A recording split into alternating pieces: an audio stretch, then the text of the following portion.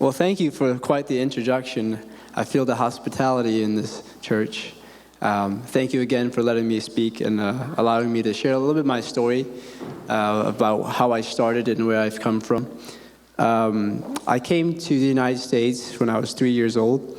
I don't speak a lick of Chin, but I'm starting to learn it a little bit more as I go. I speak Mizo in my household, but I'm not very good at that either, so unfortunately. But I started my business with a lot of struggle, a lot of difficulties, a lot of perseverance that I had to go through.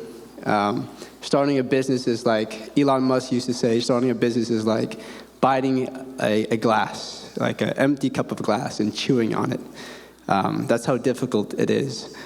And, you know, growing up, you know, my mom took care of me and my 3 siblings. We were in 1-bedroom apartment, and we had nothing.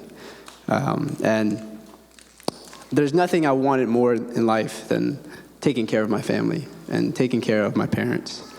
So I wanted the best pathway to be successful as fast as I can. And in doing that, sometimes you kind of fall short, and that's okay. And when I first started my business, things obviously didn't go my way. I failed. But failure is a great thing because ignorance is expensive. You learn from your failures, and that's how you build success. Now, when I started my business, I was in New York for a long time. I wasn't involved in the community at all. Like I said, I don't speak that much Chin. I have to communicate in English. So I wasn't around my community as much. But in 2021, there was COVID, and that brought me closer to my family. And then I served the board of the Chin community of Indiana. I was requested to serve there. And once I served there, I began to love my community, to love my people, to love my heritage, to love my roots. And then so on, I created the Thalop Foundation. The Thalop Foundation, hopefully all the youth here can also apply if they're eligible to my scholarship that we have, the Rome Thalop Emergent Scholarship. It's administered by the Burmese American Community Institute, BACI. And I started that foundation to give back to our community and also serve my community, not just as a leader, but as a person that is a follower of Christ. Now, a very good Bible verse, Romans 8:28, that really speaks to me, is all things work together for good to those who love God. Not everything is good, but God can weave every situation, pain, loss, and success. Even the worst chapters of your life, it's meant to be. It's part of God's story. I had to persevere as much as I possibly can. The 3 best qualities from my mentors and people that I've learned from is passion, purpose, and perseverance. The 3 P's. You have to have a purpose in life. You have to have passion. I can't not stress enough passion. Wherever you do, whether you start a business, whether you want to be a lawyer, whether you want to be a doctor, whether you want to be a pastor, you have to be passionate in order to be successful, because passion takes you to the next level. Without passion and doing things you love, it's hard to keep progressing. So be very passionate, have purpose, and be able to persevere.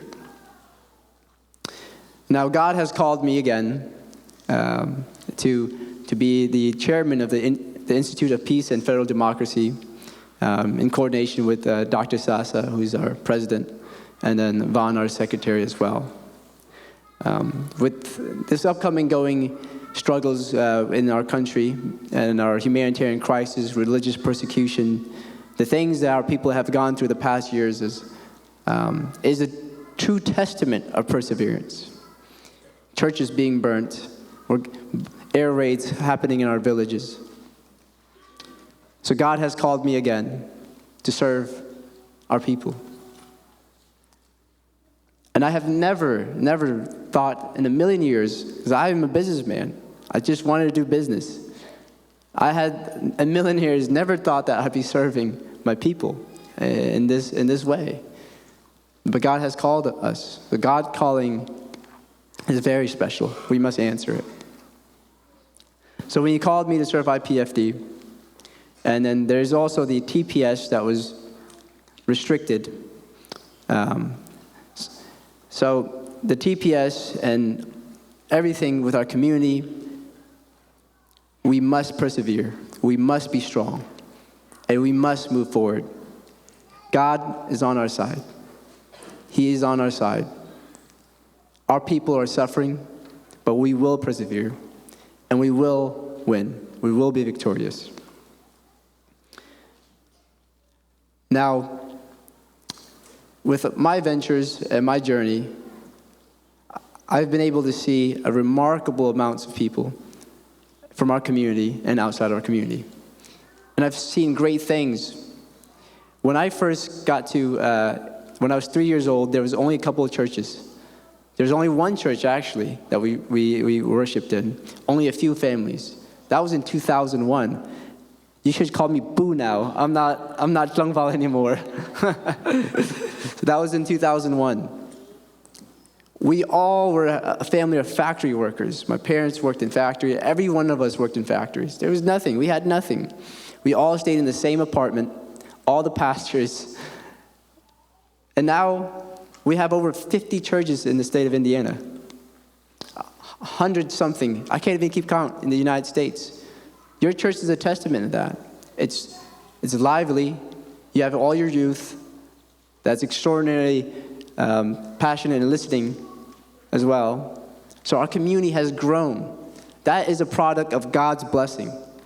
We have grown so much. Now we have entrepreneurs like myself. We have people that work for Boeing that went to USC. Now we have people that went to Harvard, that went to Ivy League schools. We have great leaders. We have a future that is so bright ahead of us. And it makes me so happy, and it energizes me to keep serving, to better our community, and to serve our community. I know I have a short amount of time here, so I'll kind of end it with this. To our people, we will continue to strive for success. We will accelerate growth, and we will persevere. God has put our people in very tough times, but God knows that we can rise back up. Thank you so much.